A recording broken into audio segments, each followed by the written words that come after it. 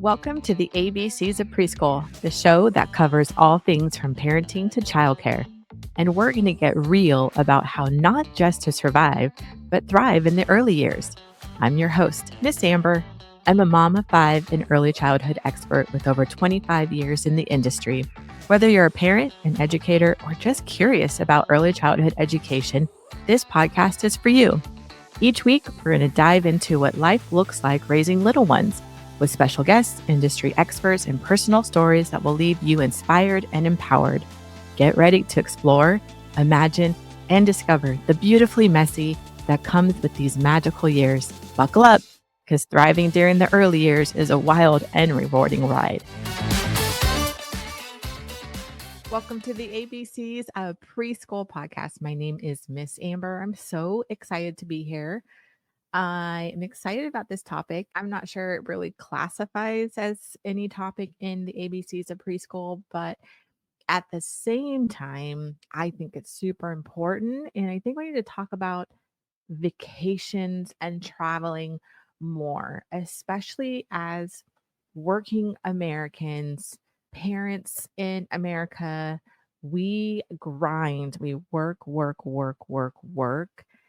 And I don't think we talk about time off or vacations enough. And I just got back from Alaska. I went on a cruise to Alaska, which I've wanted to do for years. I've always heard it was amazing. Everybody says if you're going to do a cruise, go to Alaska. And it was beautiful, stunning, wonderful. But it really got me thinking. I saw so many older folks on this cruise that struggled to walk, were in using walkers, were in the motorized, chairs. And we have this kind of ideology in our country where we spend most of our lives working our asses off. We work, work, work, work. And then we retire at 65, 70, and then we go and travel. And for some reason, for myself, I never prescribed to that. For some reason, I don't know, my soul or whatever, I've always yearned to travel and I've always started traveling, even when I was really young. I took my first trip at 16 to Mexico. Now I was very religious and I went on like a missions trip, but still I left for a few weeks in the summer, went on my own with a group of people. We went to Mexico and I absolutely loved it. And then when I was 18, I did another trip. I did another missions trip and I went to Africa, flew all the way to Africa and with another group. And it was amazing. I loved it. So something for me within my soul, within my being, I love to travel. But unfortunately, I married someone when I was 19 who I don't really think likes to travel. Actually, I don't think likes to travel at all. So then that makes it difficult if you're matched up with a person that stresses out or has anxiety when traveling. And I was a young mom. I was raising my babies, so for almost 15 years of my previous marriage and raising my kids, I didn't really travel. And it wasn't until my kids got older that then I went to Thailand and then the travel bug just hit me again. I am a person that don't buy me a ton of gifts and I actually don't give a lot of gifts now for my kids. I believe in experiences. I'd rather do hardly any birthday gifts or Christmas gifts, but do one amazing family vacation and spend 7 quality days together rather than a ton of little plastic gifts or things that people really won't use. I think it's just so important to travel and to take time off and to explore new places because something within you shifts. You learn about different cultures, you learn about yourself. You get clarity a lot of times on like big decisions, especially if you're an entrepreneur, if you're a business owner. I think taking that time off and pausing and being still and being quiet and being out in nature, being in a new environment, a new country, a new city, exploring, it just gives you like the creative juices start to flow. And so it just got me thinking too this week because my husband and I talked about it on our cruise. It's like, this is why we travel now. We travel now because, well, for the last year, I've been working out a lot. Like I've been doing my walks. I walk, I walk, I walk, I walk. And so hiking and biking, I was like, everything came so easy to me. I am strong and I am healthy and I have all the energy and I can go explore. I can go walk. I can go hike. If we wait, first of all, we don't even know if we're going to make it to 65 or 70 years old, right? Like if you don't take a vacation and you just work, work, work, you're not going to make it, right? You're going to get like have a heart attack or get sick or something. And secondly, maybe your spouse won't make it. So I remember my grandpa, my dad's dad, is still alive. He's 94 years old. And they retired him, my grandma, I think at like 55 or 60, built a house, planning on building a house, planning on retiring, and they were building a house and they planned to travel for all the rest of their years. Well, she got Alzheimer's and that didn't happen. And so I think that's forever been ingrained in me is that we are not promised tomorrow. So take the trip, eat the cake. I don't think, waiting until retirement just might not be ideal. And I mean, of course, the first thing I talked about was when I was on this cruise last week, there were so many people struggling to breathe, struggling to walk in motorized chairs. It just makes it really hard to get around. And then when you're older too, it's like, so will you even have the energy? Can you get around physically? And will your partner be there? If you want to travel when you retire with your partner, will they even be there? We just don't know the future. And I can see both sides because when we're young and we have little kids and we're working, we might not have the finances, right, to travel. I get that. For years, I didn't really have the money. I missed out, like, which I so regret. Like, I even missed out on friends' weddings in like Hawaii or things because I chose not to travel. And also, I was with a person that didn't see traveling as a benefit, but like a major cost. I even missed out on an opportunity to fly to New York after when I was going through breast cancer to be photographed by a really famous photographer that was doing a piece on mastectomies. And I had the opportunity to fly to New York to be photographed, and I didn't take it. And I regret that to this day. And so now, when I did leave that marriage and I did leave that partner, I promised myself that I would always travel and I was free to travel. I was free to make my choices and plan appropriately with my finances. And I was free to get on an airplane and go wherever I wanted. And even on my arm, I have this tattoo. If you're watching by video, you can see this tattoo. I don't know how to get it into the camera very well. The moment I decided I was going to get divorced, I remember it clearly. I went to a tattoo shop. I was out of town. I was actually in Philadelphia at a conference. I had spent 5 days at an empowerment conference. And funny thing is, every time I sat by someone, they had gone through a divorce. And it was just so heavy on my mind because I was weighing, do I just stay separated or do I actually go through with a divorce? And every time I sat by someone, they had gone through a divorce and they were like, you're stronger and braver than you think. You've got this. And so the last morning, I was supposed to be catching a flight in like 3 hours, but I did a stop to a tattoo shop and I did this like arrow compass on my right wrist. And it's a promise to myself of just like what I stand for and what I wanted my life to be. And even though at that moment my life was crumbling and falling apart, and I knew I had a really hard conversation that I had to go home and have, but I had tattooed on my arm F for family, A for adventure, L for love, and T for truth. Is even how hard I have, if conversations are hard to have, no matter what, I'm going to tell the truth, even if my voice shakes. But A is for adventure, travel. And I promised myself to take the trips and go on the adventures. And I have ever since then. And go figure, what was that, 7 years later or something?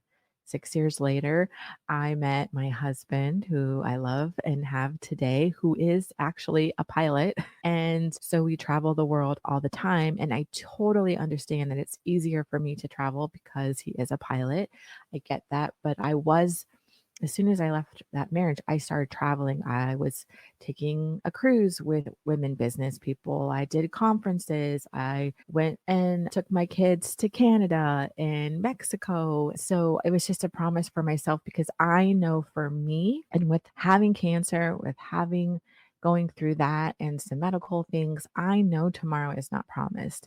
And the world is a very big place and it's a very beautiful place. There's so many beautiful things out in the world and there's so many lessons to be learned.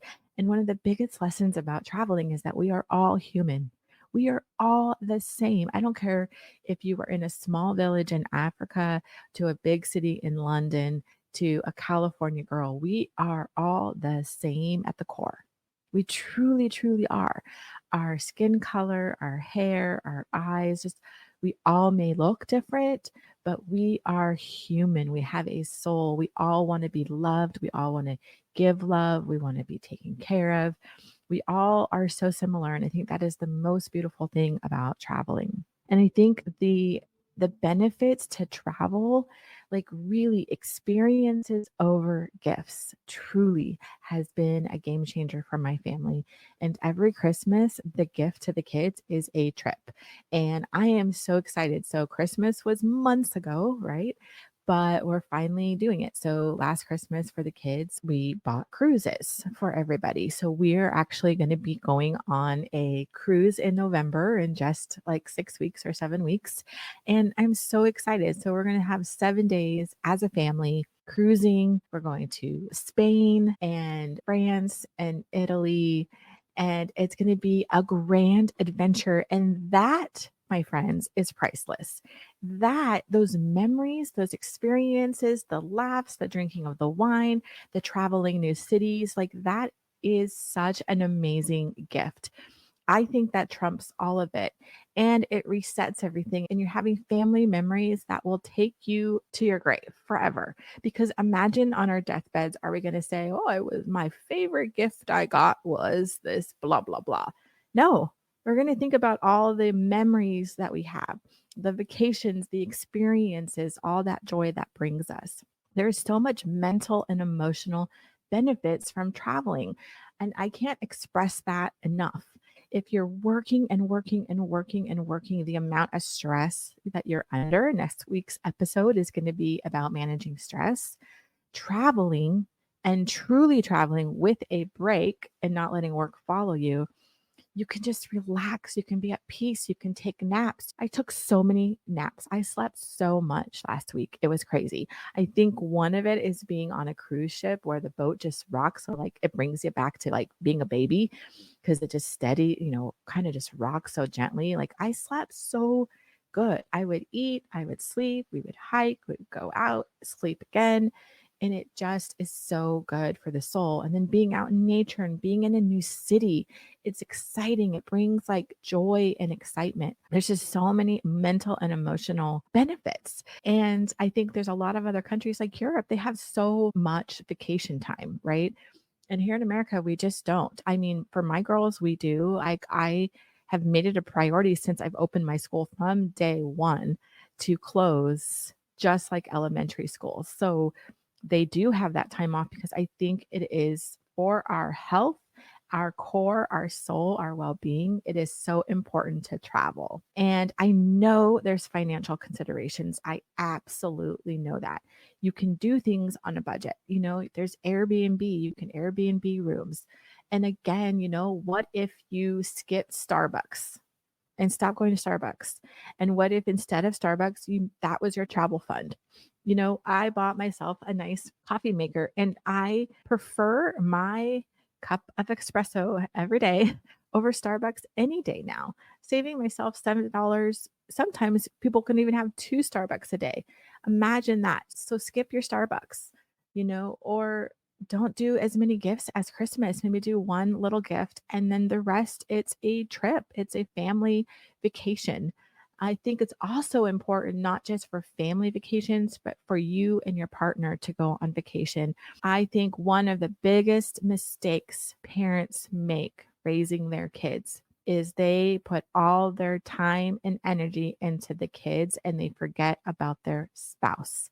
They forget about their partner and they do not take time with their partner. And if you do not take time with your partner, you begin to not know them very well and you begin to distance yourself. So taking trips with just your partner is just as important or maybe even more important, especially when you're raising little ones. Mom and daddy, partner and partner need breaks too, and you'll be better parents if you take that break. I highly, highly, highly suggest that. So I know there's financial concerns, but what can you do with your budget? Maybe not eat out as much. I think there's just, the Target runs, the TJ Maxx. I'm guilty. I love TJ Maxx. I freaking love TJ Maxx, right? My daughter loves TJ Maxx now. So skip a little bit of that and make a travel fund and make it a priority. I think it is so important for our overall well-being. And then maybe plan shorter or more frequent trips rather than one big extravagant one. Maybe you go away for a weekend, you go camping. You just getting away and going away on a trip is so important because think about it. We've got to think about it. Our society says to work, work, work till we're 65. Okay, I know how sore my freaking body is now at 46 years old. I know every time I go up my stairs in my home, and I did stairs on the cruise like a lot. I made myself just go up and down the stairs. A few days I would do 10 flights at a time. And that was just so amazing because that just showed too, like, oh my gosh, my walking is really paying off. But I don't even know where I was going with that. But my whole thing is you can just do frequent trips and spend less, travel more because, I know what I was saying, our society tells us you're supposed to work, then you retire, then you travel. I cannot imagine that because, like I was saying, my knees creak like they're like sore. I mean, imagine we're sore now and we get tired now. Like, imagine 20 years from now, and then we're supposed to go travel the world. I mean, I think it's amazing if people are traveling the world. I plan to keep traveling the world until my dying day, but I think I want to enjoy it more. I want to be able to do these big hikes. I want to be able to climb 10 flights of stairs, So I just think it's a little skewed. So I am saying travel now, make it more of a priority in your life because I think it will bring you way more joy in your life and memories and happiness. I know some of you may be scared of the unknown or a new city and that may stress you out. So maybe go somewhere local. Do baby steps until you might want to explore something new. So anyways, it's a little bit different episode today, but I was inspired by my trip to Alaska, just seeing how hard it was for some people to get around. And I just think it is amazing to travel. I personally have gotten so much clarity and answers while traveling, especially owning my business. I get mental breaks and peace and joy. And then my creative juices start flowing and I get more ideas of I'm going to take the business this way or this way. And this is how we're going to get this done. It's just my soul gets on fire. I freaking love it. So anyways, thanks for joining me today on the ABCs of Preschool podcast. I hope you have a great week. Visit me at thelovingstartway.com. Join our community today. Talk to you soon.